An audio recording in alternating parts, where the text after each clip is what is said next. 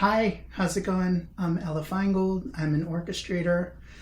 With me, as always, is my cat Mooney, who loves to orchestrate, it seems. Hey, bud. Hope you're doing really well wherever you are.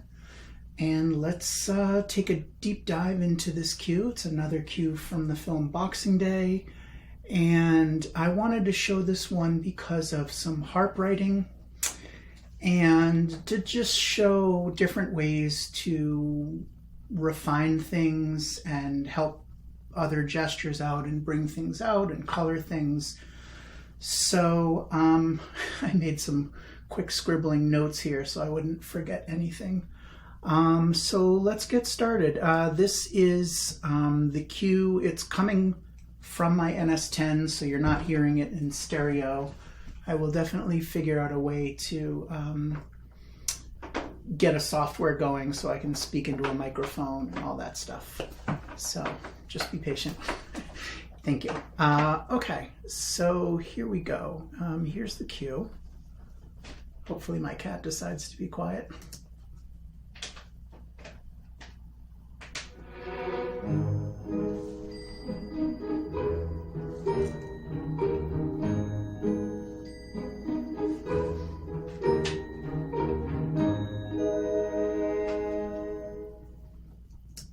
Okay, super short cue. So let's get my big head out of here. Let's just have a look at the sketch, and like always, I'll go through what's in the sketch, what some of my concerns are, if any, and what I did with the MIDI literally, and then where I started to refine and sculpt things and whatnot. So we've got a couple of triangle, hits and some orchestra bells here, which is a glockenspiel. We've got harp and we've got some trem strings rising, and then this pizzicato gesture.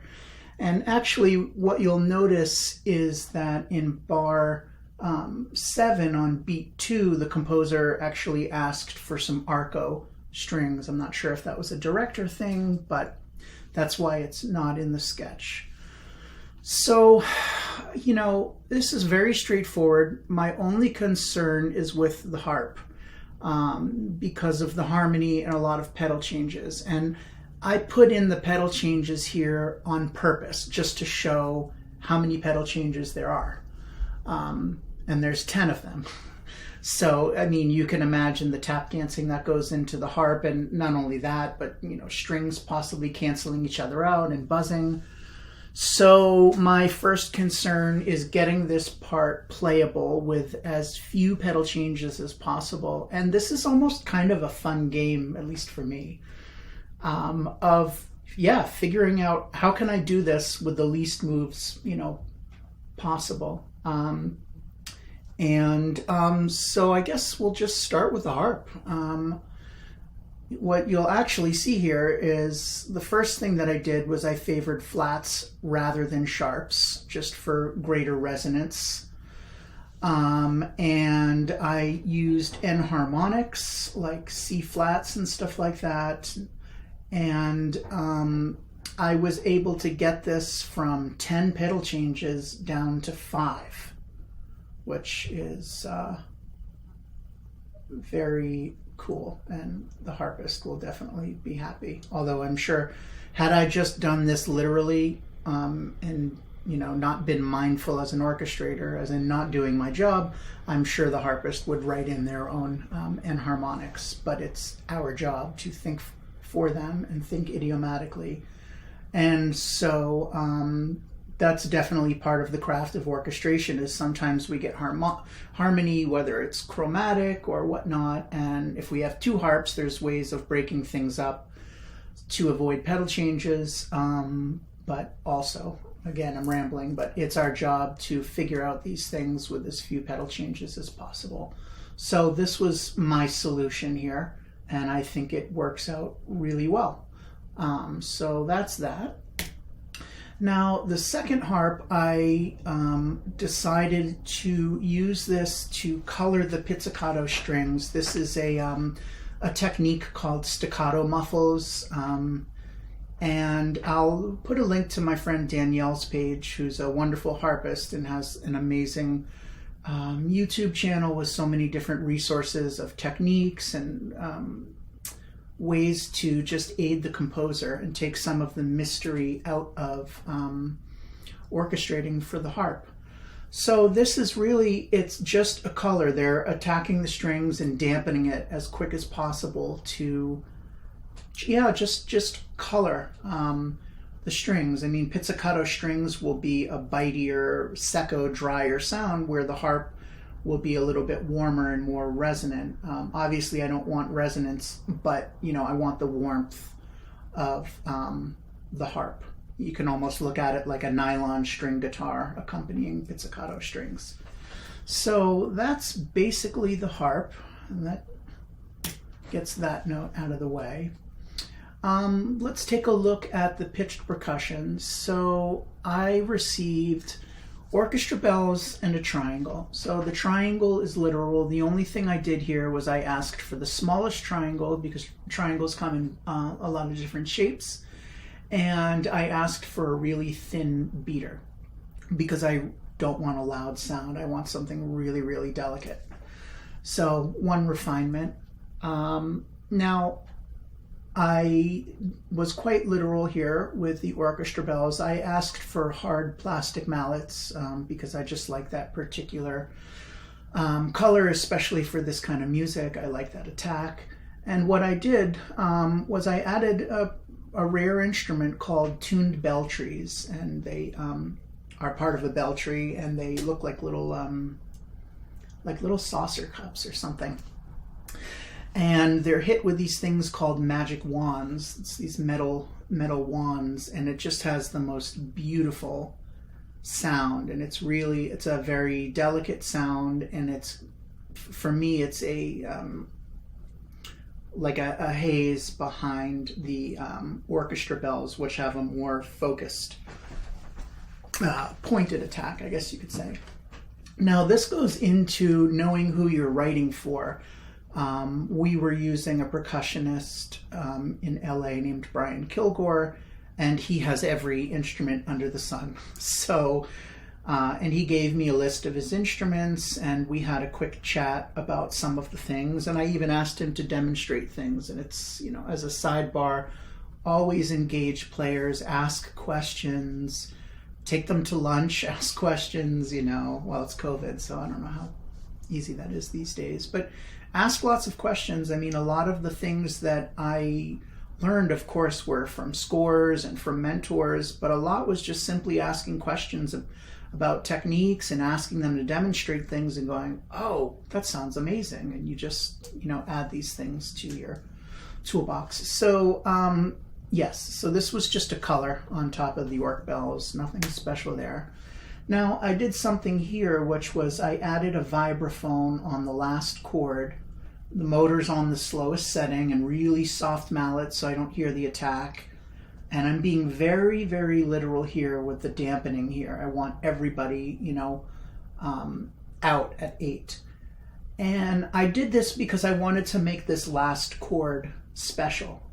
So I saved a color that you haven't heard yet in bar 7. And this is definitely something that I got from Ravel. I mean, lots of his scores where, you know, the music's happening and all of a sudden you get to the last chord and it's something you've never heard, whether he waits for a triangle hit or there's even later scores, excuse me, that haven't been published. I have some manuscripts, and he'll just, believe it or not, he wrote for vibraphone, and he'll just do like one vibe hit at the last chord or a low left hand in the piano. There's one score, I can't remember what it is, it's never been published, but you know, the whole piece goes along and he has a piano on stage and he just saves a left hand octave with a tam-tam hit for the last chord. That's all the piano does. But it just makes it so special because you haven't heard that sound. So that's what the intention was here of the harp. I mean, the vibes was just a touch of color and to go along with the strings and the harp. So let's take a look here at, let's have a look at the strings. So, oh, you want to see the sketch probably. So let's do this. Okay. So we've just got, you know, F sharp and B natural. And this, the point of this is just to have a little bit of tension and anticipation in measure 2 here before the cue starts. And so nothing special. I mean, it's really just sort of in 2 parts here, and we have a bass line. So because I know that pizzicato is not a particularly projecting sound, I put all the violins on this here, and I put all of the violi here, but I put the first desk of cello with the violi here. And the reason that I did that is because I wanted them to add a little bit more body to the violi. And you can sort of think about, I've talked about this before with using the string choir certain sections to color other sections, as in using the violi to color the seconds or help, or using the celli to help violi, or using violi to help celli. And the simple way to think about this is, you know, the bigger the instrument, the bigger the sound. So when you're adding a bigger instrument to double or help, you're adding body to that sound. And when you're adding a thicker instrument like a viola to the celli, you're adding focus to that. And it's, if any of you play a stringed instrument, well, if you play strings, you know, if you play a stringed instrument, I think you're already aware of that. If you're a guitar player, you know, it's the difference of plucking C on your 3rd fret on the A string, and it's focused, versus plucking it, you know, up on the low E string, where it's just warmer and less focused. So that it's the same premise. So the last thing that I did here was I sort of made a bass line from the cello part and just individualized the part for more body and to just sort of anchor it a little bit, the bottom end. So that's that. We'll remove these notes. Now let me talk about what I did in the woodwinds, which as you can see in the sketch, there were none. So this sort of gets into using the woodwinds as a way to color and help things. What I ended up doing was using, so I have 3 clarinets, but I only have 1 bassoon, not 2 or 3. And I used the bassoon and the bass clarinet as a way to color the pizzicato strings and give it a little bit more color, just because I feel like this cue has a little bit of a nimble and almost comic-like kind of sound. And so I feel like adding low winds will kind of bring that out a little bit more. You'll notice that I individualized the part here. It's not a, you know, it's not a direct copy paste. For those that are copying and pasting MIDI around, I mean, one suggestion is simply take this, copy it into the bass clarinet, and then start thinking about how you want to individualize it, and then delete notes, you know. So that's in the woodwinds. I used this marking because I wanted it to be very light and nimble. I could have even said with pizzicato strings to just really make sure that it's a very, you know, light sound. And the last thing I did was I added some upper winds here to color the strings. And I used non-vibrato because I wanted a more harmonic-like quality, a string harmonic-like. And I did not use any double reeds, as you can see. There's no brass here at all. Now let me tell you where I got it wrong. Where, you know, and I think that it's incredibly important to be very analytical of your orchestration. If you're listening back to the session live, you know, you should be making notes of your orchestration, what's working, what's not. If you're at the actual session, go look at all the parts from the concertmaster and the first desk, and, you know, look at how things are marked up. Just as a suggestion, you know, that's definitely a way to learn. But you know, this G sharp here in the cello, it was just too much, and the violi would have been fine as is. So I just thought that the cello there, it just projected too much, and it sort of took away, I think, a little bit from what was happening with the harp and the vibes.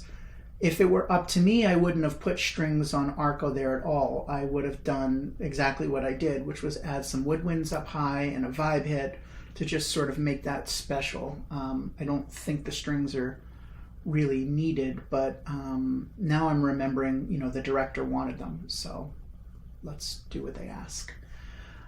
So I think that's pretty much it for this cue. Really, you know, again, just pay attention with harp pedaling. And, you know, if you have plugins in Sibelius, like this one is called Add Harp Pedaling, you can see all these changes, and you should immediately see a red flag of like, wait a minute, this is not going to work here. For those that use Finale and Dorico, I don't know what the plugins are, sorry.